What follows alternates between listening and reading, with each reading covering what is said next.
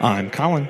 And I'm Megan. And this is Pet Sitter Confessional, an open and honest discussion about life as a pet sitter. Brought to you by Time to Pet. Hello, everybody, and welcome back to another episode of Pet Sitter Confessional. Social media can be really hard to understand how to use it, what content to post, and how to get that content.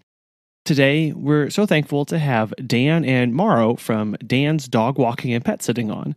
They discuss how they use social media to get more clients and to help educate them about the services that they provide.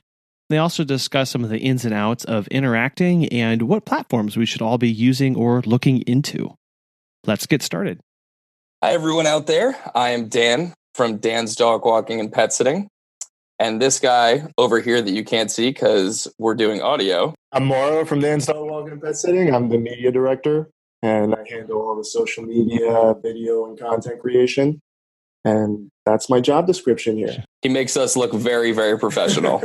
This episode, we wanted to focus on social media and the role that it plays as a pet sitter, how it can be useful in marketing, but some pitfalls to avoid and those kind of things. So I'm curious about your guys' journey with social media and how it's developed over time. When did you decide to really start investing in it?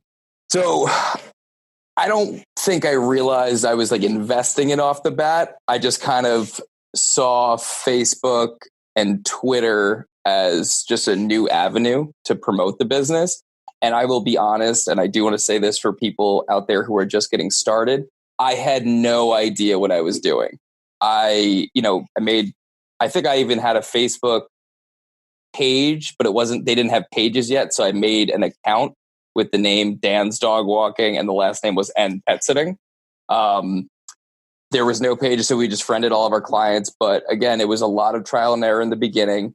And over time, trying different things, seeing what worked, seeing what didn't. I look back on some of the content I put out when I first started, and it's nice and nostalgic, but it's kind of cringy. And then fast forward 5 years, I met this guy across from me, and he actually, literally his first day at work, I found out that he edits videos. And I was like, all right, let's go to Best Buy. And we went and bought a bunch of GoPro stuff, and he's been creating content with the company ever since. And we've done a lot of really cool videos together.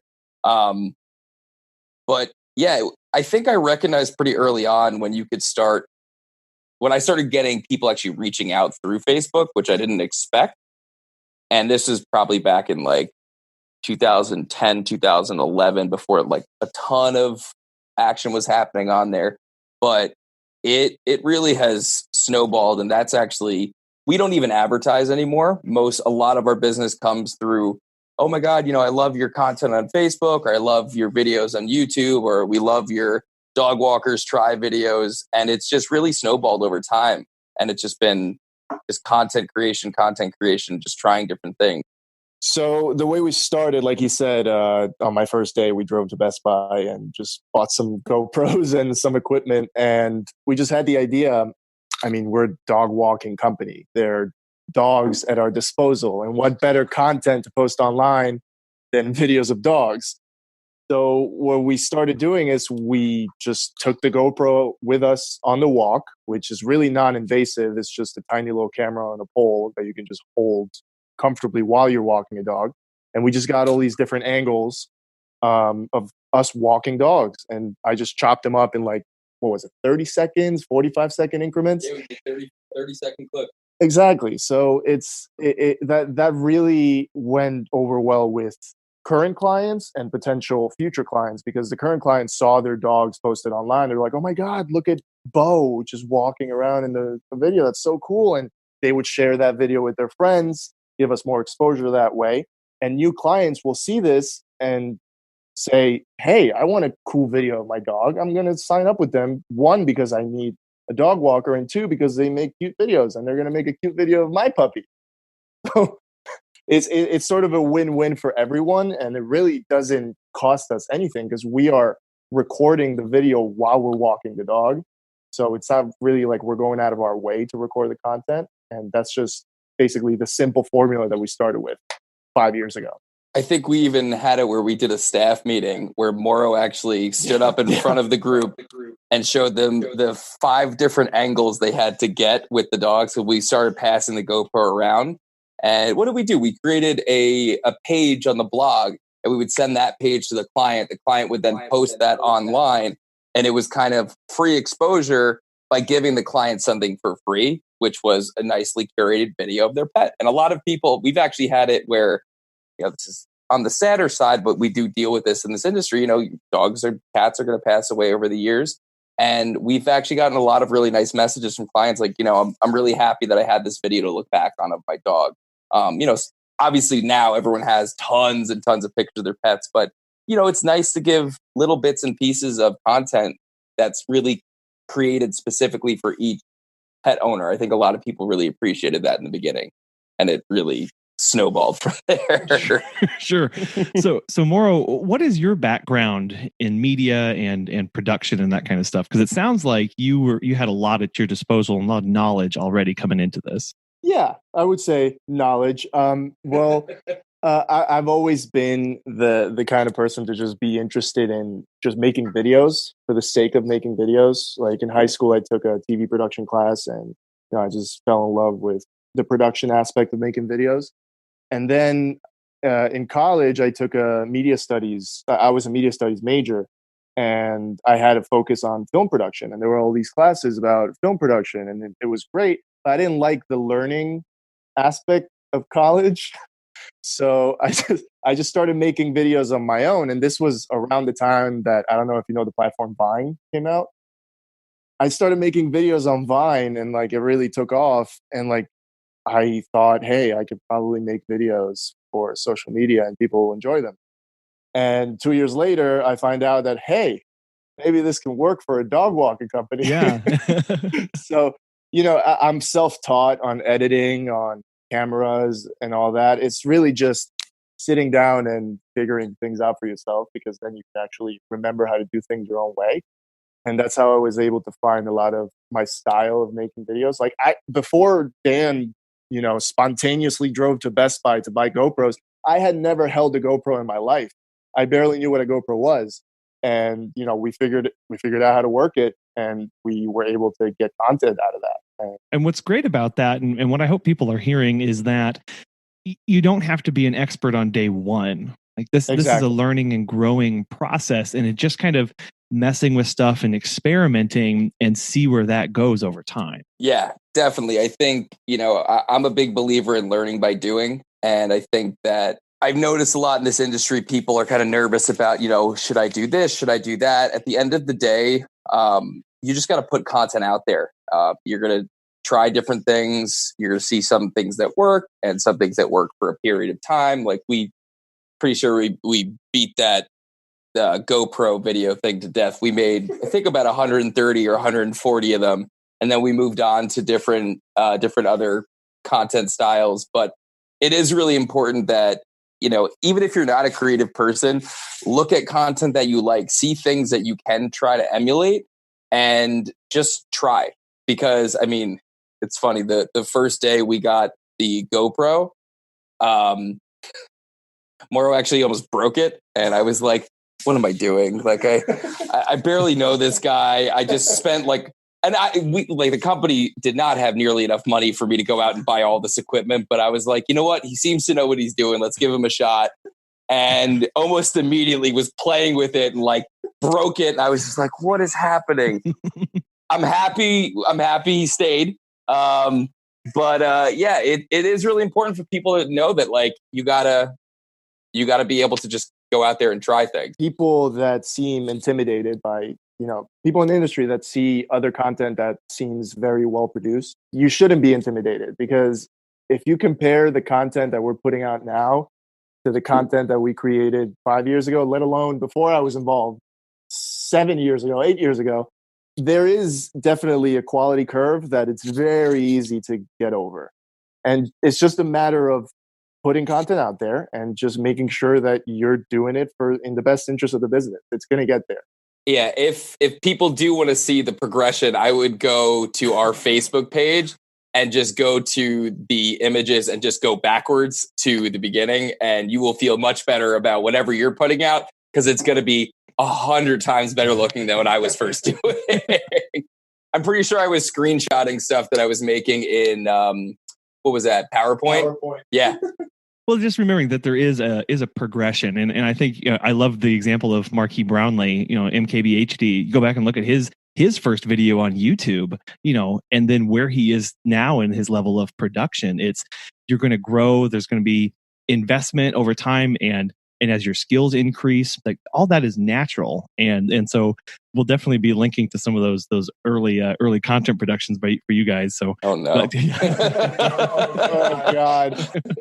Now that I know those are out there, oh yeah, there's some gems. I think the first company video, which we are now finally getting ready to replace, is pretty cringy. Okay. So if you're not comfortable being on camera, just for everybody out there who's not, I used to be so uncomfortable with someone putting a camera in my face, and you could very much so see it in the video. And it's taken a lot of time, but you just got to put yourself out there, and you got to continue to create, get in front of the camera, and do the things over and over and over again. So you mentioned that you were doing these short video clips, and you've kind of moved away from that. What kind of stuff are you guys doing these days as a company? We're doing a whole slew of different stuff. We recently started a little series called Dog Walkers Try. And what was the first one we did? It was it the dog beer or the dog treats? We started with a video where Moro and I sat in front of a camera, and we tried a whole slew of different dog treats, and the feedback was great. So we then moved over we did dog beer. We just did dog ice cream. I think we've got cat wine coming up soon. So that's actually been a lot of fun to make, because it's not specific to our industry. It's something that I think from a content standpoint actually has much further reach, because it's just funny. It's two goofy guys eating animal food, which also, let me mention that throughout these videos, I'm dressed like a dog. He is. just to put that out there. There is that. A 6'6" person dressed as a dog eating dog treats. That's peak entertainment. I think, there's close up shop. Yeah. I mean, we've been doing that, and then companies. I mean, this is obviously company content. But one of the new things we've been doing is we've been doing a lot of 360 videos. So had you done anything in 360 before we got the camera? I had no idea a 360 video was even possible in a commercial standpoint. But we got this fun little camera called the Insta360, and basically the premise is you don't need to move the camera, you don't need to know what you're doing, you just point it and you're good, because it records a 360 view of everything. And when you're ready, you can just put that on the computer, and you can actually work the angles that you want put in yourself, basically just in editing. You don't have to move the camera, you don't have to get the angle beforehand. It's all done in editing. And people love it because they haven't seen it. They ask us, what camera is this? How are you doing this? Is this a drone? Because there's a feature that it turns the 360 video into like a little tiny planet that looks like you're walking around. And people were blown away by that, and they were commenting like, oh my God, how do I do this? It's like, hey, just buy the camera and just get a Moro and you can do it. I think my favorite question is always, what app is that? Oh, right. People think that we're doing this through an app, through like a third-party content creation app. Well, no, it's a Moro and a video editing software. Yeah, and what that really says is that there are a lot of options out there. Because I know a big question from dog sitters and pet sitters in general is just like, what kind of content should I be posting? As a solo sitter, as a small business, what kind of content should I be putting on blast? I think it's really important for people to get to know you. And so you could post a lot of those selfie kind of videos. Posting content to Instagram stories is always really good, but it really depends on your skill level and your comfort level. So the better content is going to come from you being more comfortable on camera. So just starting with simple, like, hey, this is Fluffy and we're going for a walk today. He is a golden retriever and he loves to eat his milk bones. Starting with simple content like that And then honestly, a really important thing is just looking at content of other companies, whether it's in our industry or outside, and seeing like, oh, I like that. Like one of the things I've always done for years is I have a massive list of saved videos on both Instagram and Facebook. And I break it down by ads, funny, and cute. So anytime I do need inspiration, which luckily I have a Moro, so he is more the creation side of it. But like we spend a lot of time coming up with ideas. Like some of our meetings are just us sitting here for 3 to 4 hours, looking at content, watching different videos and being like, how can we do this? What angle can we take with that? And, if something seems a little silly or outside the box, try it because you don't know what will work. Like the one set of videos that did very well was a little series that we did called Kyle and Caleb Roommates. It had its own Instagram account, and it was basically like a dog odd couple. So I had 2 golden retrievers that we had adopted. Unfortunately, Kyle has since passed, but they had a very funny dynamic. Caleb is actually here sitting right behind me.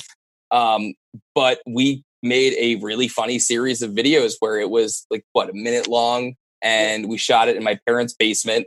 And what was the first video we did? It was... So the whole premise is Kyle and Caleb are roommates. They live together. Kyle is a slob, but Caleb is neat and like very, very... It's like you said, it's the odd couple, but with dogs. And we had all these scenarios where Kyle would do some terrible thing and Caleb will have to deal with it. The first one was called Where's My Lunch? And if you look at the first video that we did and the last video that we did, you see the quality increase again, because we were doing this for 5-6 months. It was a long time. The first one, it was the simple, Caleb had some food in the fridge, Kyle ate it, and then the video is just the confrontation between Kyle and Caleb. It was like 45 seconds, and it did really well. People loved it. I mean, we had subtitles on screen for what they were saying, and this weird jazzy music in the background. And it was just simple. We set up a website. We started, just making these videos every week, and we never missed a week. We were doing weekly videos every Friday, and people were actually looking forward to them, to the point where we reached 5,000, 6,000 followers on Instagram. This actually kind of ran way further and beyond what we expected. We had people from around the world. We had actually some incredibly heartwarming stuff was sent to us. There was a little girl from, I think, Scotland. She was 11, and she drew this beautiful picture that I have framed in the office of Kyle and Caleb. We had a lot of fan art that started popping up. Croatia was very big. We had a lot of Croatian fans. For some reason, you don't know how content reaches countries or how content reaches users, but we had Brazil, Argentina, Croatia, like all these people watching 2 Goldens just, basically live together. It was very simple. I will say, and I'm very biased as they were my dogs, but they did have a very cute dynamic on camera. Sure. But again, like that was something that by going and reaching beyond just like, all right, I don't want to, because some people think, do I have to create content specific to, my potential client, or do I have to go for, content that's going to engage my existing customers? I think it's really important to kind of do everything across the board. And this kind of content, which is honestly a little bit less robotic and kind of planned, and it happens kind of organically, is creating fun content that people are going to laugh at. Because at the end of the day, if you can make something funny, it's going to be more engaging and people are going to want to see more of it. We've done stuff that didn't go great. I mean, we do try a lot. Like sometimes it's just like, hey, let's shoot this and let's see what happens. But he is right. We've had a pretty good return on most of our content that we put out there. I also want to make a point. Not every media content or video that you make has to be a promotional video. There is such a thing as just putting content out as entertainment. Because if that video, if that photo, if that meme or whatever becomes viral, it's gonna somehow be traced back to your company, and that's engagement that you weren't expecting, and that's engagement that you maybe couldn't have gotten if you did just promotional content. So just if you take yourself out of your comfort zone and you make video content or whatever kind of content that's funny and engaging, it doesn't necessarily have to be promotional for the company. Yeah, because I think too many times we can get really stuck in that of, well, I need to be putting my name out there. I need to be marketing. I need to be doing these things. But, we as people, we like funny memes all the time. We laugh at videos. So if you don't know where to start with what you enjoy viewing and what you enjoy watching, and looking across other content creators just to get some ideas and inspiration. And then do that. If you find it funny, if you find it informational, if you find it enjoyable, make it and put it out there, and you'd be surprised what the response is going to be coming back at you. Exactly. Yes. Yeah, that save tool on Instagram, definitely. If you're not using it, start using it for sure. Just if you're seeing something that's making you laugh, just drop it in there. And then when you need inspiration for funny content, just go back and look like, all right, that's a good idea. Or I could pull a little bit from here, pull a little bit from there. And I definitely agree from the standpoint of you don't have to. Sometimes Morrow has to push back on me with this because I'm very big on branding. I would put my logo on everything if they let me. But subtlety actually can be very important. You don't want to overdo it because it seems desperate, and it's very, very easy to see that when someone is being like, hey, you don't want to be like the used car salesman. Nothing wrong with selling cars, but you don't want to be buy now. It's really important to kind of have a good even distribution of the kinds of content you're putting out there. You mentioned branding there, and one of the things I know that a lot of people run into is kind of a namespace pollution and being able to differentiate themselves. Have you run into that a little bit, or how would you approach that if someone's going, somebody already has my name or my handle? What do I do about that? Well, I started this about 10 years ago, so it was around the time where it was before Instagram existed. It was before Facebook had pages and all that stuff. So I was lucky enough to be able to grab everything. Sometimes when it comes to naming a brand, you actually, before you name the company, want to do a search online. So there's actually a great tool that we use because Maura and I are constantly creating all sorts of accounts we are constantly working on other projects outside the company. There's a website, I think it's namechecker.com. Without the ER at the end. And what that does is you put in whatever the username is, and it will see if it's on everything: Facebook, Instagram, Twitter, Reddit, Slack, Twitch, every possible social media platform and media platform. It'll check if that username is available. So that's a great tool that we've always used to kind of check for things. But at the end of the day, shorter and more memorable, I think, is best. Now, my actual name of the company is Dan's Dog Walking and Pet Sitting. So there wasn't a ton of crazy creativity that went into this business 10 years ago. I knew two things. I had an ego and I wanted people to know what we did. So I put my name in front of our services. But at the same time, from an SEO standpoint, it's actually been incredibly beneficial because what we do is in our name. It does result in us showing up higher in searches. But when it comes to the whole thing of not being able to find a username, one, it's very important to have consistency. So other than our Byte account, I think all of our accounts are at Dan's Pet Care. Because you want to have it where it's not like, oh, it's at Dan's Dog Walking for Facebook. And then it's at Dan's Dog Walking and Pet Sitting for Twitter. And then you want to have that continuity across all the platforms. But I think, before you name the company, it is often helpful to kind of use a tool like Namechecker to see what's out there and kind of try different things out. See what sounds good. Ask your friends. You could even put use your network as a tool for getting feedback. Hey, I'm starting this new business, and you could put a poll up on Facebook or put a poll up on Instagram and actually ask people for feedback. Like, hey, I'm thinking of calling this, Dan's Cat Walking. Oh, well, you don't do that. Call it Dan's Dog Walking. Not the best example, but at the end of the day, use the people around you as resources. You want to get feedback from people. And sometimes if you're stuck in a rut trying to figure out what to name something or what handle to get, it's good to kind of go outside yourself. I love that resource that you gave, namechecker.com, is just a one-stop shop to see what's out there. Great. And just, and try different variations, different combinations of things to maybe, if you're already established and you already have been in the business for a while, using that to see what social media handles you may have to adapt and grab onto, and maybe preemptively grab too, in case you have these ideas floating around in your head. It's definitely a good move. I think anytime a new social media platform comes out, I think I try to grab as many variations of our name and other ideas that we have. I do the same thing with domaining is obviously a whole different thing. Yeah. But anytime there's an idea, I try to snag every potential handle I can for that idea. So we've been talking a lot about just coming up with ideas and brainstorming those things. When it comes to capturing this, you mentioned GoPro, and Mauro, maybe you can speak to some of this too. Is what kind of tools? A lot of sitters just have a phone in their pocket. What kind of apps should they be looking at? What kind of cases? These kind of things could you recommend to maybe help along with the actual production process? Well, nowadays every phone has the capability to take great video and great photos. So it's really not about the equipment, is what you do with it. There is there are people shooting movies with iPhones out there now. If someone can shoot a feature length movie, I'm pretty sure you can get a video of a dog running in the backyard for your social media account. But going back to the apps, if you can really get familiar with either photo editing apps. There are free photo editing apps out there. There are free video editing apps. There's iMovie. There's this great resource called, what is it, Canva?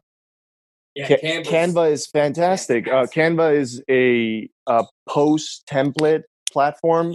You can actually get Instagram story templates. You can get Instagram post templates, Facebook templates, LinkedIn templates, all these different dimensions and color palettes that it's fully customizable. You don't need to know a lot about design in order to create just a beautiful either banner image or something with a cute dog on it. There's really so many free resources out there that if you do a simple Google search and actually try to seek those out, I promise you your content will get 50 times better in a matter of minutes. Just use those resources because they are out there. You don't need super expensive equipment or software to accomplish that. Or if you're in my shoes, if you find a Mauro, do not let him go. Buy him whatever cameras he wants. Allow him to shoot whatever content he wants and just keep him happy. But no, actually, one of the things that I've actually found to be a great resource in our industry is I've joined, I think, every possible Facebook group that's out there for pet sitters and dog walkers. And I use our, community as a resource. I ask for advice constantly on like, hey, what do you do for this? Or what do you do for that? I think if you're, a solo person or you're just starting out, you got a couple of employees and you don't know what to look for, you don't know what, apps to use, ask people. You're not competing with somebody in Florida if you're up here in New York. There's plenty of people who are more than happy to give feedback and more than happy to give you suggestions. There's a lot of great people out there, and building that network of people, professional pet sitters, dog walkers, and people in our industry, you're all going to be like-minded people doing similar things. And it's always great to kind of get some feedback from them on what's worked for them, what hasn't worked for them too. It's good to know what doesn't work too. Right. Yeah. And while you're using that save feature on Instagram, if you continually like very similar kind of content, reach out to that person and say, hey, you take amazing photos. What are you editing them in? And to get a little bit more information in that, because there is so much out there. And Mauro, you mentioned Canva and all those things. Like there are very easy, simple steps and simple ways to get involved in this. It's really not as complicated as it looks from the outside. It's also extremely inexpensive. You already have the phone. You already have the equipment to capture the content. It's just a matter of doing it. I will say now compared to 10 years ago when I first started, even 10 years ago, I was lucky. I have a lot of friends who do film production and stuff like that. One of my closest friends, his video editing was fantastic. I was just wildly cringy. But for what we did back then, we had to have like a large camera that was brought. We needed a lot of lighting equipment. We needed mics. We needed all this stuff. You couldn't record this stuff on a phone. Like, what we have available to us today is a world of difference from what it was 10 years ago. And you really got to take advantage of it. And like, honestly, the best thing people can do is stop overthinking it. Just get out there and do stuff, put content out and just go, go, go, go, go. Now, on that note, I'm curious. I mean, you guys have a pretty considerable following on almost every social media platform out there. And how did you grow that community? Oh, wow. A lot of trial and error. Again, a lot of the things I do is, I'm a big believer in the whole build, measure, learn thing. You try something. If it works, keep going. If that doesn't work, try something new. I mean, in the beginning, I think I went and I followed like every account. Well, actually, one of the things that we've done for Instagram is we follow all the local businesses. We follow all local pet owners, trying different things, running different ads. We've also been very lucky to have a couple of pieces of content get a pretty decent exposure. We had one video called Tennis Balls for Everything that I think collectively got, what was it, like 20 or 30 million, 17 million. Yeah. That went pretty viral. But it's really been a lot of just trying a lot of different things and engage. You got to respond to people, comment on people's stuff. I'm sure a lot of you out there are big fans of Gary Vee. His whole 2 cents idea where you pick 10 hashtags and then you write 10 comments on 10 posts for each one of those hashtags. And you do that every day. It takes you like 15 minutes. Don't automate it. Write genuine content, like genuine feedback for the content that's out there. People are going to respond to it. Because I know how excited I got when I first started. And I was like, oh my God, people are actually like, they like what we're doing. Other people feel that same way. So respond to the people that are commenting on your posts. Make sure you're constantly churning stuff out. And consistency is also another huge part of it. One of the reasons I think our Kyle and Caleb series did so well was every Friday, people knew that they're going to get a new episode. And Friday at 11 a.m. 11 a.m. And people would message us like, oh, what time's the video coming out? And it actually got to the point where I had family members and friends texting me like, hey, when's the new video coming out? And I was like, wait, I didn't know you watched this. So the consistency, trial and error, and really you got to just do research, look into people who are very successful on social media. Guys like, Gary Vee. Who are some other big people? Gary Vee. Honestly, if you follow... At the end of the day, if you want to really learn how to do this, consume a lot of Gary Vee content. But look at all these different accounts out there that you see. Look at what is working. Moro, I think, is going to have some good ideas on this front. If you're just starting out, I think it's a great idea in terms of how to scale your online presence. Start local. Like you said, start with local businesses. Get involved with, in this case, shelters. Get involved with vets. Get involved with pet stores. Everything. The local business, supporting local business dynamic is so big when you're starting out because, one, you're getting online exposure from local businesses, and two, you're getting exposure to potential clients because you're not exposing your content to someone from Nebraska like you would if you're doing hashtag surfing. You are exposing your content to someone who could become a potential client. So I think that's a great way to start. Actually, have one more thing for Instagram specifically. Going and searching images that are posted locally on Instagram, liking and engaging with that content. One of the biggest things that I used to do, I used to sit up every night till like 2 a.m. on Instagram, liking every single picture of every single dog in every one of our service areas, accounts that, and that's another thing I think a lot of people feel a little bit weird about, like liking random accounts and, engaging with people they don't know. It doesn't matter. Do not overthink it, because at the end of the day, you're not being a creep. You're saying how cute someone's dog is. Like in our industry, it is pretty great because it's pretty acceptable to go up to a stranger and talk to them about their dog, but just randomly walking to someone and being like, oh, your kid's really cute. That's a little bit, I wouldn't be going up to every stranger and telling everyone how adorable, like, hey, can I pet your kid? Yeah. That doesn't go over as well as you would think.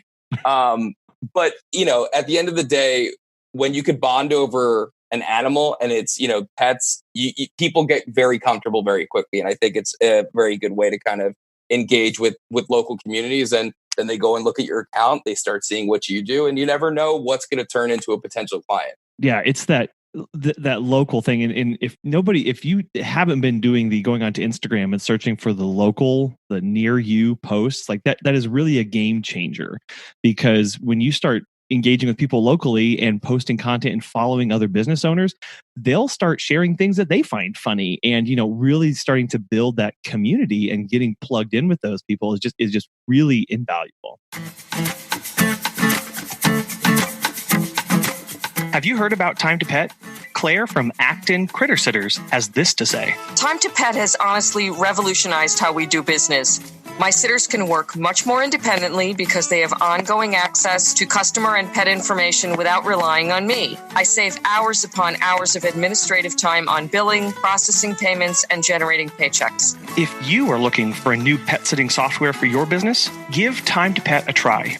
As a listener of Pet Sitter Confessional, you'll get 50% off your first 3 months when you sign up at timetopet.com/confessional.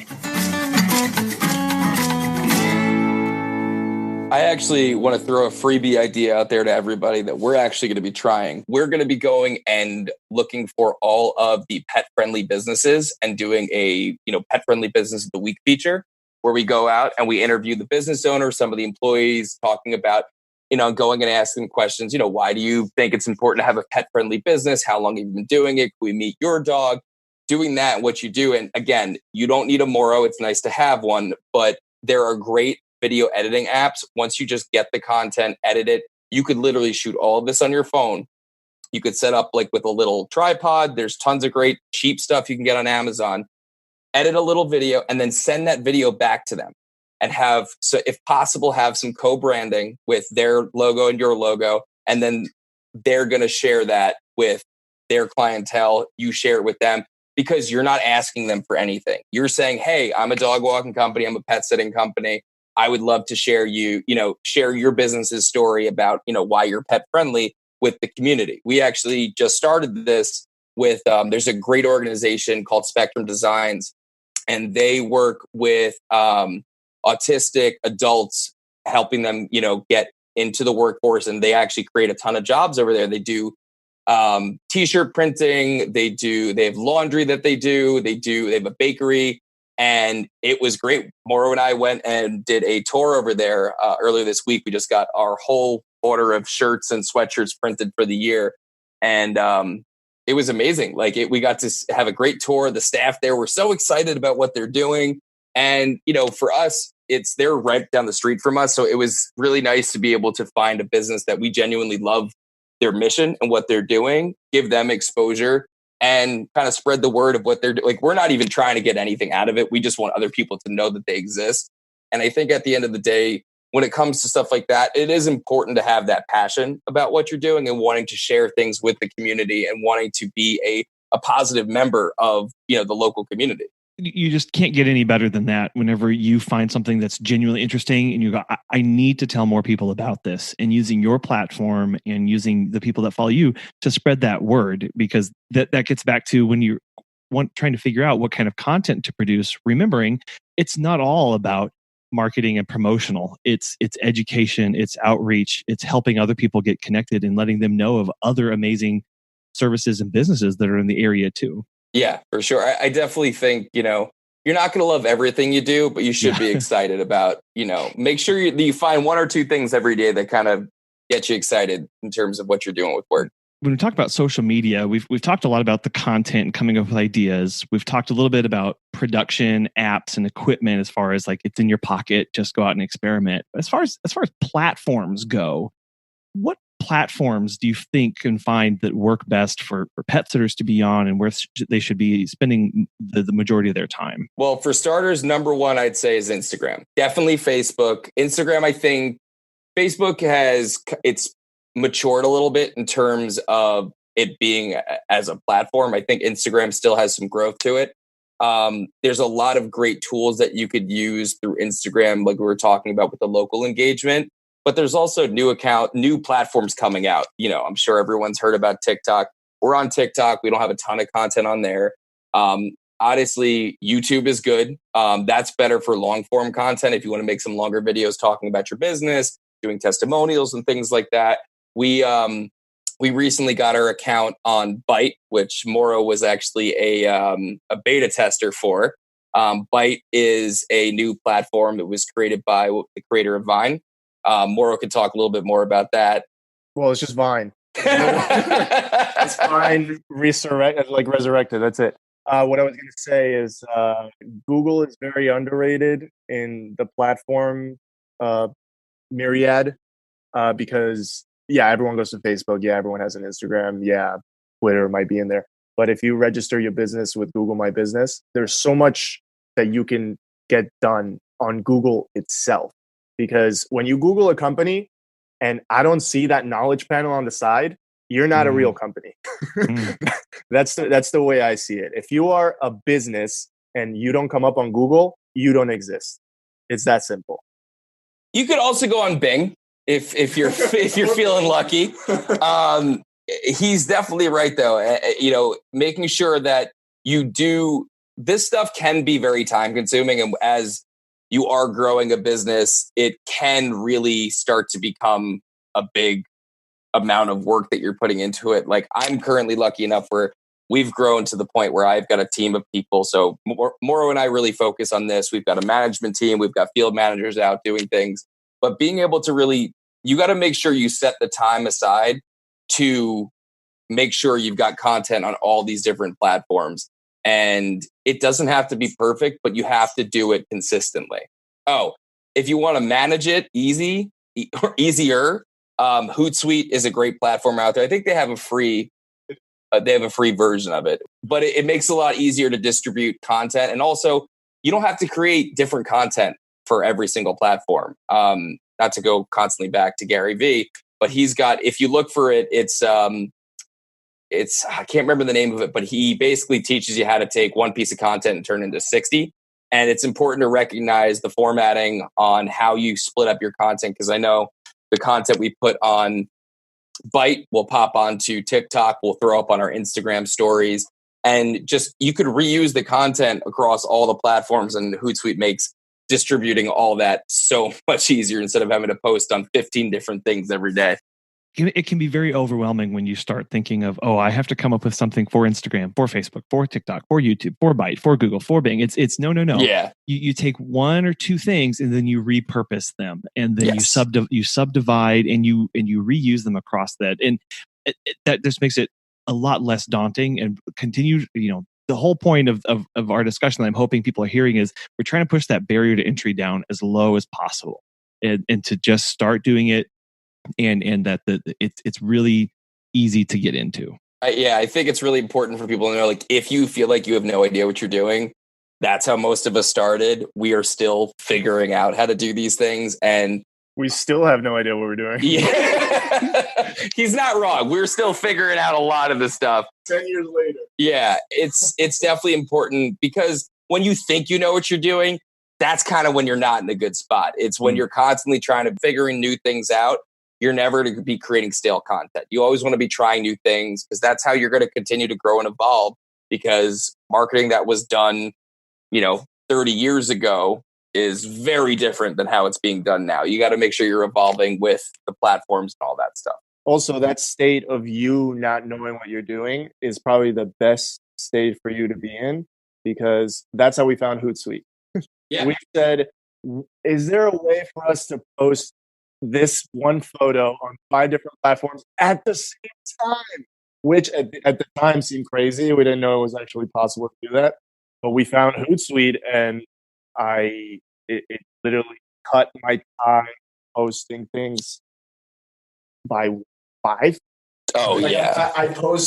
I have things. He has too much free time now because of it. He just scheduled the next 2 months of content. I'm like, great, we got a lot more we can do. Moro, you're shooting yourself in the foot here. But I think another really, really important thing that people need to do is get comfortable just Googling stuff. Mm-hmm. If you're like, I don't know what to search for, literally type the thought you have in your head into that little search bar. And chances are there are a ton of other people who've had the exact same question. You're going to find the things that you're looking for. It'll take a little bit of time, but it is a very important skill, is just to really sharpen that Googling skill. Google is your best friend. Yes. Yeah. And again, there are a ton of resources out there. And yeah, just simple Google search just digs up so much just to start with.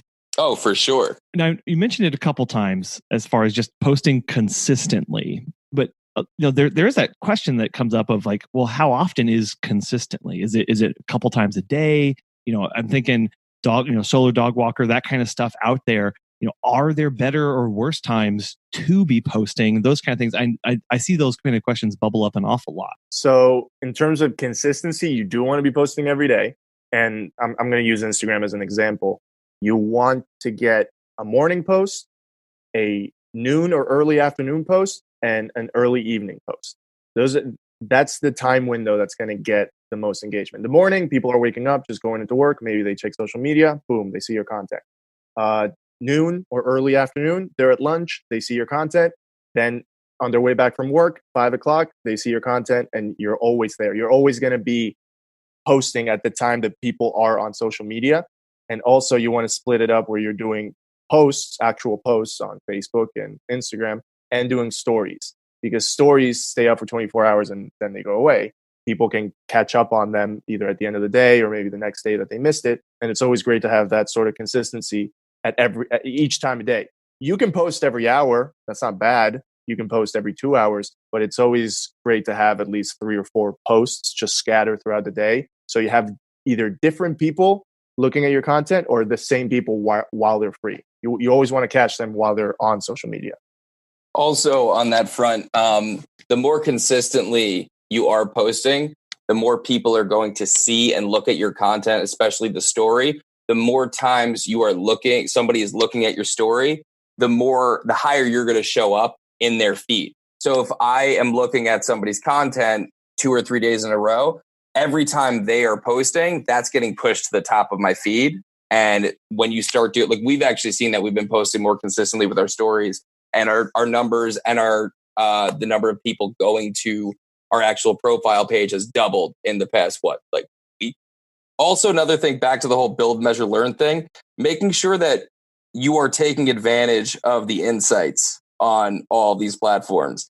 And if you don't know what this stuff means, go back to our old friend Google and just say, what do the insights on Instagram mean? But there's a lot of great data about your audience, about the activity, about the times a day people are active. Because once you see that, you could double down on the times that are working, and you could see, all right, it doesn't make sense for me to post at 9, but most of my fans are on at 11. So what works for us might not necessarily work for you. But at the end of the day, if you can look at the data and actually see, all right, this is what makes sense and when it makes sense for me to post, or this is the kind of content that people are engaging with more, build off of that and double down on the things that are working and eliminate the things that aren't. Yeah, it's that data side that gets left out of the discussion a lot of. It's like, how do you know when to post? Well, look at the data and see when the best times are to post for you, and then go from there and double down on those times and make sure that you're really hitting those with great content and great photos and stories, like you mentioned too. That we've been learning about stories and trying to utilize those the best we can, and that's kind of a game changer when you think of, well, that stays up for 24 hours and can get a lot of engagement. Yeah, there is there's just so much that you can do on these platforms. It's absolutely amazing just seeing how this has all evolved too over the last decade, from all right, do I need a website to, hey, do we post on Instagram, YouTube, and everything today? It's like a world of difference. I had to have somebody tell me I needed a website when I first started. Yeah, and that hasn't even come up in this conversation because it's just assumed you have one, right? We do. Right, yeah. Well, and just for the general sitter and the general business owner of, well, obviously you have a website. Now we're talking about these other things above and beyond that. So there are things to consider and make sure you have a website, obviously, and that you are putting content there too. I know when you're talking about posting morning, noon, evening, and do these times, that can sound a little overwhelming. But as you mentioned, you started off this conversation, Dan, we're around cute dogs all the time. So we have the best content there. Yeah. It's all around you. Now, is there any sort of legal things that they need to be aware of posting clients' dogs, release forms, those kind of things before you put someone else's dog on or pet on social media? I would say I am not a lawyer. So anything I am saying is not legal advice. I do think just one, and in all seriousness, as a business owner, it is important to have some good legal resources, whether it's a family friend or somebody you could bounce things off of. We do try to build a lot of these things into our contracts. We have a lot of major legal stipulations that pertain to how our staff can photograph and what they can photograph, what they can post. At the end of the day, we obviously want to get the best content, but protecting the security and well-being of our clients and their pets and their homes, safety is the number one priority for us. So making sure that there's nothing that would, allude to a specific person being away, nothing, pertaining to things inside people's homes. We want to be, because people are entrusting us with not only the safety and well-being of the pets, but the security of their homes as well. So it is important to be mindful of what you are posting, what kind of content you are taking, and clearing it with your clients if need be. Again, speak to your lawyer. It depends on the state. It depends on all sorts of different things, but it's important to make sure that, you clear it with your clients. A lot of the times, if we're ever going to be filming things in clients' homes, we clear that with them first. But they know that, honestly, a lot of the times clients are so excited when they see their pets on Instagram, because now that Instagram has become so popular, there are a lot of pets that have their own Instagram accounts. We actually have some dogs that we take care of that have even bigger followings than we do. I think one of the biggest is like 20,000 followers, and it's amazing. Like, I'll look at their content and they'll post a video, a picture, and then within an hour it's got like 1,500 to 2,000 likes. I'm just like, that's the beauty of our industry, though, because what do people love on the internet? It's puppies and kittens. We're around them all day long. So anybody out there who thinks that they don't have content, look right in front of you, because it's cute and it's covered in hair and it's probably leaning up against you. Right. It's definitely right there for you, for the taking, for sure. Yeah. And again, it's if you don't know what to post, again, look down around your knees, because there's a cute dog or cat there that's just adorable that you are going to want to share with other people. And just a simple photo, and you might not even have to do a whole bunch of editing or overlays or layers or text on top of it. Just the cute photo of the dog. Just those, you see those kind of pictures all the time with hundreds of thousands of likes on them. And so it's pretty easy. The simple things with that is just make sure it's a clear picture, it's not blurry, and make sure it's a nice focus on the pet. Like, one of the places we actually pull a lot of content from is we do a lot of our communicating through GroupMate, and we have a main company chat where every day the team is just posting pictures. So once a month, we actually go through, we dump all those images and we filter through them, and that's part of the content that we put up for our images. Is we just pull content from the staff, because they're the ones who are out there with the dogs all day long. So if you guys out there do have staff and you are worried, I'm going to run out of content, tell your employees to start sending pictures, because if they say they don't have pictures, they're lying, because they're all posting on their Instagram and their Instagram stories. We actually recently, we've had it where we tell all the staff, hey, tag us in your story post and we'll reshare it, because it's a great way for them to get their content shared. And it's a great way, depending on what the company is comfortable with. I mean, we have very strict and clear non-competes and all that stuff, so the company and the staff are protected. But there's just so many great ways you can share content, curate content, and create content. A little earlier, you had started to go into a conversation about algorithms, about the more people interact with your content, the more likely they are to see your content the next time you post. And that's a big complaint that I hear of, the algorithms never show my content to anybody. How have you guys dealt with those, or combat those, or work with them? I don't really know how to phrase that some days, but because those seem to be ever changing. And so, they are. Yeah. Anyone who's blaming an algorithm for their content not getting any likes or engagement, chances are they're not posting enough. That's one of the biggest things, is posting consistently. And obviously you don't want to post every 30 minutes. People aren't going to love that. But it's really, really important to continuously post, because, again, like we were saying, the more people engage, the more people will see. But it's also important to educate yourself. Look for what are the hashtags pertaining to my industry that are going to get the most eyeballs on it. What are the style of video that gets the most engagement? I know one of the things that we did was Moro learned a ton about YouTube, and it's about the length of the video. Sometimes it's about what you're saying in the video. For Instagram and Facebook, it's about the hashtags you're using, geotags. you got to really make sure you're educating yourself on getting yourself to get better exposure. But I think one of the best things is consistency and just making sure you're constantly churning out content. I know Moro had something he wanted to add to this as well. So in Instagram, hashtags are, you live or die by hashtags. If you're complaining about the algorithm, chances are you're not using the right hashtags or the right location. So we're in Nassau County, in Long Island, New York. Keep going, bigger and bigger. We actually say we take a picture of a dog that's from right here, from Port Washington. That location is going to get posted. We're going to tag it as this picture is from Port Washington. And then the hashtags, I actually use a resource called Top Hashtags. The website's top-hashtags.com, I believe. And you type in basically one hashtag or one topic for a hashtag, and it gives you the top 100 related hashtags. And a top hashtag means that a lot of posts are going to that hashtag.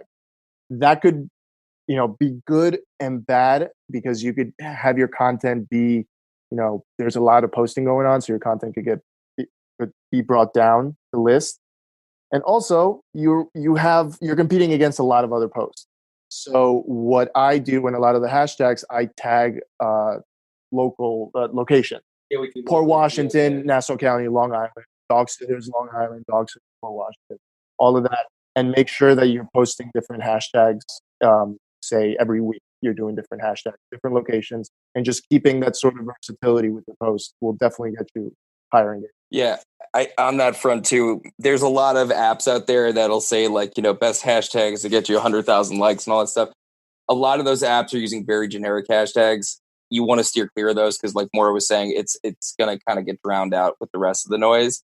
But again, if you want to kind of beat the algorithm, going back to clicking through those hashtags and liking those images, commenting on those images, engaging with the content that you want people to be engaging with, and going back and forth, even if it's not your direct customer base, the more engagement you get, the higher you're going to show up in a lot of different rankings and things like that. So the more engagement you get overall, the better. So you go engage, people are going to look at your content, and please, please, please do not go out there and automate the auto posting thing. Like, hey, love your dog, super cute, you should follow us. It doesn't work. People hate it. When you post something and you get a comment 2 seconds afterwards with like 4 lines saying, "Oh, cute dog," blah blah blah, and a bunch of emojis, that's a bot. That's a robot doing it. Don't do it, because you will get reported, and it's nobody is going to actually engage with that kind of response. So be authentic, be genuine, and take the extra couple of minutes to write things and put some thought into what you're doing. Yeah, you mentioned take a couple of extra minutes and doing this kind of engagement. How much time commitment should an individual consider as we'll say, okay, until we hire a Moro, as an, maybe they're a sole proprietor or just a handful of individuals, what would you say is maybe a goal time or a healthy amount of time to be spent throughout the day? I think that depends on whether or not somebody wants to be successful or not. I'm a big believer in eating, breathing, and sleeping what you do. It is not the most healthy approach. I've been forced to create a little bit of more work-life balance in my life recently.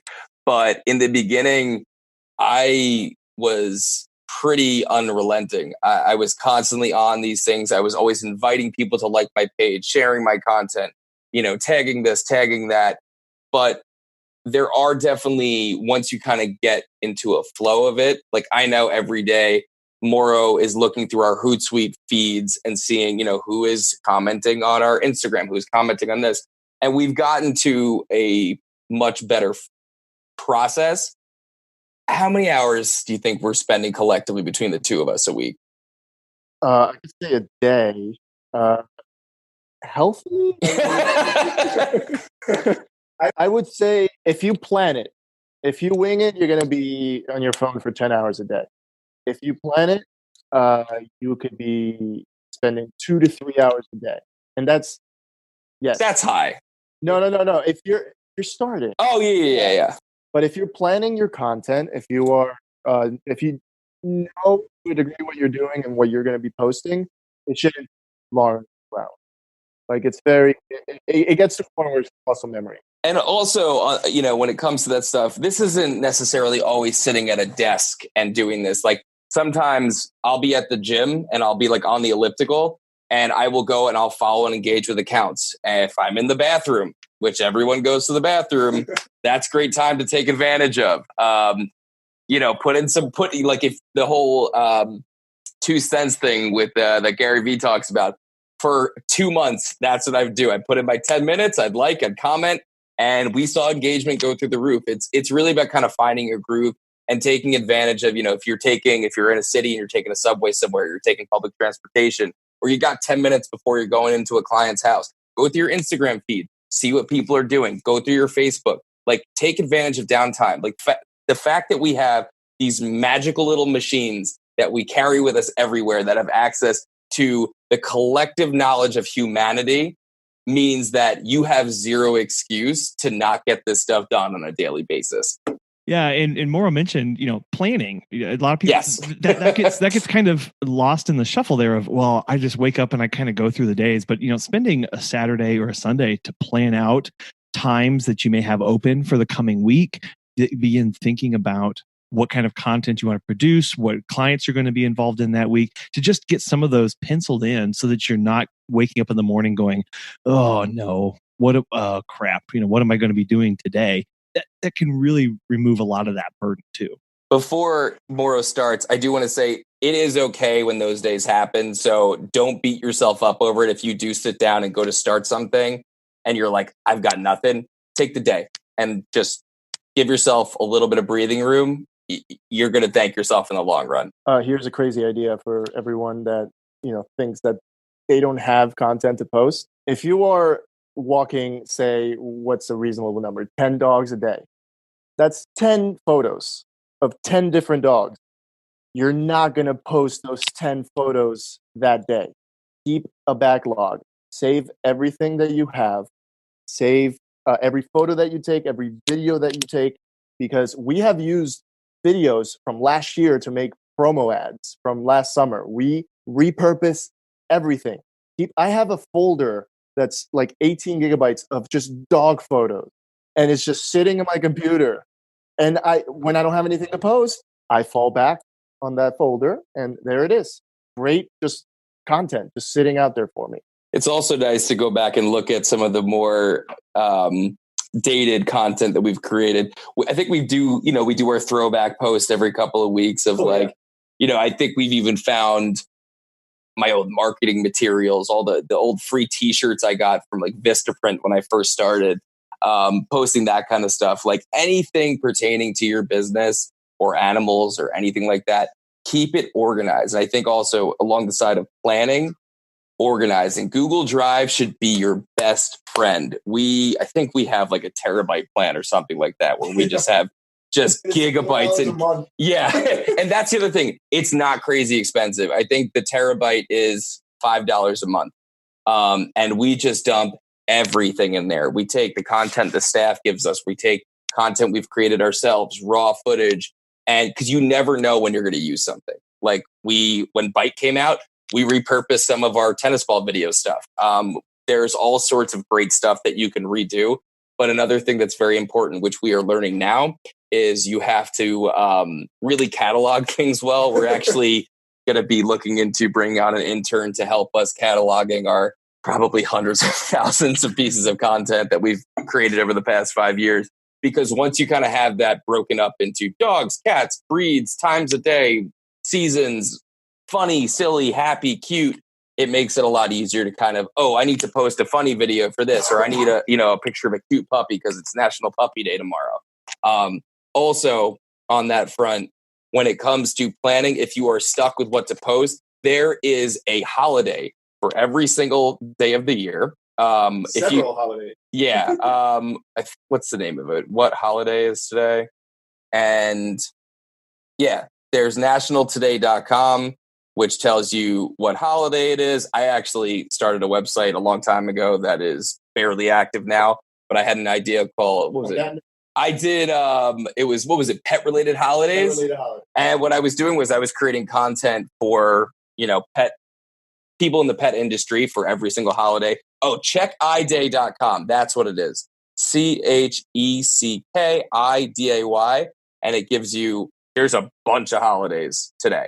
And actually today is Safety Pup Day. I don't know what that is, but it's kind of terrifying looking. There's always something out there that you could talk about. There's tons of pet related holidays, and you could always, and if you don't have content, if you don't have a picture of a dog with a shamrock for St. Patrick's Day, there are tons and tons and tons of great stock image websites out there that are not expensive. Obviously, you want to be careful with stealing content. You want to make sure that whatever you're doing is, being respectful of the content creators and making sure that you're not breaking any sort of laws by repurposing content that might not be yours. And if you are repurposing content, always make sure you give credit to whoever the content creator was. And if you don't have an answer for who it is, just say, hey, shoot us a message. We'll give you credit. And that touches off actually another question that I had, because earlier you had mentioned a practice of automating these posts that come on for hashtags. And you now mentioned a practice of illegally or maybe even not intentionally repurposing somebody else's photo. What other kind of practices out there are kind of, a no-no that people should be avoiding, that kind of, just not tasteful or things along those lines? I would avoid buying likes, buying followers. We tried it a long time ago. Instagram will clear it out. I did it when we were really trying to build it up, and it's something that it's an ineffective way to get to where you want to be. Because at the end of the day, the purpose of generating this content and getting exposure from our business standpoint is we want clients. And getting a bunch of fake accounts that you bought from Indonesia is not going to convert to paid leads at the end of the day. So while it could be cool from oh my God, look at how many followers they have, it doesn't pay off in the long run. It's a really short-sighted way of doing things, and it's not something that is going to help pay the bills. And the platforms have really picked up on it pretty well in the past few years. I know Justin Bieber had a dip of like 2 or 3 million last year. And some of that, I don't know if he bought it or not, but there's a lot of bots out there.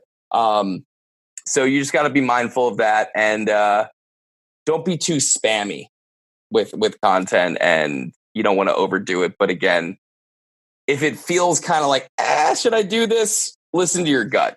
Yeah, because as you mentioned, people can tell when you're doing that, and it really is very obvious. Yeah, you're not tricking anybody. Like if you go from 100 followers to 30,000 followers overnight, people are going to figure it out pretty quickly. Yeah. Unless like Ellen posted about you or something like that. Shout out to Ellen if you want to post about us. If you're listening to this podcast, shout out to Ellen. I'll remember to tag her whenever. Yes, tag Ellen in this, please. Looking ahead to the future, because we've spent some time thinking about how far we've come over the past 10 years or plus. What kind of things are you guys excited about, or opportunities that you see coming up as for social media and things moving forward? Honestly, the thing that I find the most exciting about this is I have no idea what's coming. I think we are just at the beginning of a huge technological boom. The change in camera equipment, the change in cell phones, the way that we are interacting has changed in a way that we have never seen before. The growth of technology in the past 20 years is unlike anything in human history. And the next 20 years, I'm sure podcasts are going to be coming from someone's brain, and we're going to be just thinking our thoughts out there. And I think that the more the technology changes and improves, the better opportunities there are going to be for business owners, for people who want to share their ideas and stuff like that. But I'm just excited to make a bunch of fun videos, hang out with dogs, and build this business into a massive, massive, massive behemoth of a company, to put it moderately. Sure. Yeah, obviously. Yeah, it comes across. Mauro, did you have anything that you're kind of excited about? When you look in the tech field or anything like that you or new tools that are on the horizon, that kind of stuff. Well, most platforms now are moving towards the monetization of content for creators. So basically what that means, you'd be making money off of the content that you're creating. So YouTube is, there's been a lot of talk about YouTube and AdSense and ad money and how they calculate that.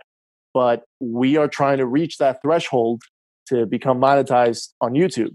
That's the whole point of these dog walkers try videos, because at the end of the day, if you can make money off of these videos, do it, because that's another source of revenue for your company. And that's revenue for you that you wouldn't think of even making any other way. So it's great because we talked about this new platform, Byte, and they're coming out with a program to compensate creators just in-house, because there is a lot of controversy with creators complaining about, hey, you are throwing ads between our content, but we're not seeing a dime off of that. But when platforms are transparent about compensating creators, I'm very excited about that, because then these creators can either make a living out of it or they can have some extra money in their pocket. So that transparency is what makes me excited with these platforms. And on top of that, once you create the content and it's out there, it's just churning and it's generating you income. So if you create some great pieces of content, like, you guys really should go check out Moro's stuff. Was it Moro.mp4 and then at Moro at Byte? He's a funny guy. He is definitely the funny out of the two of us. But there's a lot of great opportunities out there for creators. And I think that it's going to be really cool, especially watching this guy for the next couple of years when he kind of eclipses all of us. I'm blushing over here. No, that's why we don't do video. I've been the only one doing video this whole time. I've just been staring at myself. Sorry, Dan. Dan, Moro, I thank you so much for taking time out of your busy day and talking to us about this, from the content, production, platforms, and that kind of underlying, build, measure, learn as you go, and just getting started, and the encouragement that you've given to not to listeners and to myself as well, to start doing something and using what you have on hand. But I know we've only there's so much more out there. How can people reach out to you guys, ask questions, and get connected and follow along with the great stuff you guys are doing? So our website, Instagram, Twitter, and TikTok are all at Dan's Pet Care. If you look up Dan's Dog Walking and Pet Sitting on Facebook, you'll find us. If you want to reach me, you can follow me on Instagram. It's just Daniel Reitman. Moro is Moro.mp4 on Instagram. Contact us. Please feel free to reach out to us directly through our Instagram. The only people who are on the Dan's Pet Care Instagram are Moro and I. So if you have a question for either of us, please feel free to message us on there. If you want to DM us on our personal ones, we'd be more than happy to field any questions you might have. Everybody starts somewhere. And one of the things that I actually love about having built a moderately successful business is I like to be able to share the things that I've learned with the people who are trying to do the same thing I did. And if I can help any of you in any way make it a little bit easier, I am more than happy to. And I'm sure that Moro would be happy to drop his 2 cents in there as well. Well, again, thank you so much. It's been a real pleasure and a real joy and a lot of fun, you guys. Thank you so much. Colin, thank you so much for having us on. This was fun. Social media can be a big, scary world, but it doesn't have to be. I hope that what you've taken away from today's conversation with Dan and Moro is that there are little inexpensive things that we can all do to up our social media game. From simple pictures to using Canva can all help us increase engagement and help educate those who are potential clients. I did want to mention that since recording this episode with Dan and Moro, they have actually launched their own podcast. Check out Let's Talk About Animals wherever you're listening to this right now, and I'll include links to that and everything that we've discussed in the show in the show notes. You can find us at Pet Sitter Confessional on Facebook and Instagram. You can also check us out on PetSitterConfessional.com to look at all of our past episodes, as well as sign up for our weekly newsletter. Megan and I really want to thank you for taking your time out of your busy week to listen to us. And we also want to thank our sponsor, Time to Pet, for making this show possible. We ask every week because we just love hearing from you. If you've got tips or tricks, wonderful stories, or just want to share what you've learned while being a pet sitter, let us know. Hit us up on social media, our website, email, or give us a call.